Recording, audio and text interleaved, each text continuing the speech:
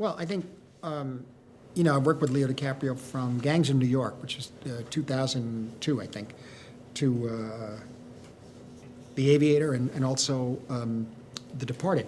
And so coming off Gangs, which was a very intense, they were all intense experiences, but Gangs was a particularly complex one. To the playing of Howard Hughes, as a younger Howard Hughes, which as an actor I thought he really was able to hit certain levels that I was very pleased with, and so was he, and the guidance of that, from my guidance of it. And then the emotional nature of what developed in Departed. That was a key. And having done that, we decided we wanted to do one more picture together. And we were working on a project, the financing hadn't worked out, and we received the script right around the same time. And that night when I read the script, it was about late at night, 10:30, 11, and I stayed awake because I was going to read a little bit of it and put it away. And instead, I got all the way through the end of it, and I was very surprised by it. I was kind of carried along with the story and the character. And then what happened was that I was so taken by it that I went back and reread it because each scene is different once you know the play out of the piece. Each scene is actually many different levels of reality.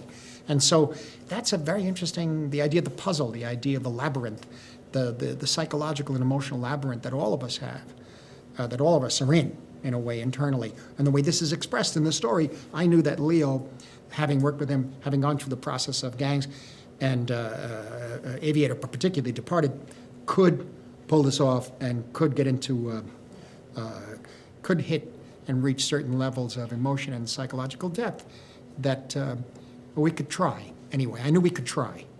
If we hit it, great. If we didn't, at least we tried our best. Part of the temptation of the picture, there's no doubt about it, to make it was to touch upon different aspects of genre and different aspects of the visual elements of those genres. And whether those genres are the thrillers, the noir, horror, psychological terror, humor, all of that combined. And the decision to do it in widescreen, too, this way you can put more in the frame or pull away. Because of the island, it's an island, it's open, it's sky and rock and ocean, but at the same time, there's an internal trap. And people are being closed in constantly. And so it gave us more to play with in the frame. Mark Ruffalo plays Chuck. And Mark, as an actor, I've admired all the way from the film that he made, that Kenny Lonergan made, that I was exec producer on. I think it was the You Can Count on Me. And other work over the years. Sir Ben Kingsley, whom I wanted to work with since I first saw him back in the early 80s.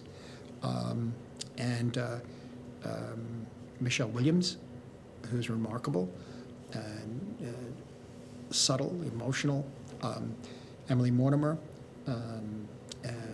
Patricia Clarkson, who is a fascinating actress and someone that I've seen in so many films that I don't quite know it's the same person. She just takes on that role, and she's so great. And it was a good time to work with her. And of course, Max von Sydow.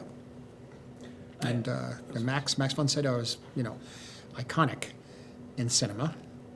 There's no doubt about it. He changed the face of cinema and his portrayals, stemming back to Ingmar Bergman and a lot of the American films, the European films. He's made a great performance recently in Julian Schnabel's film.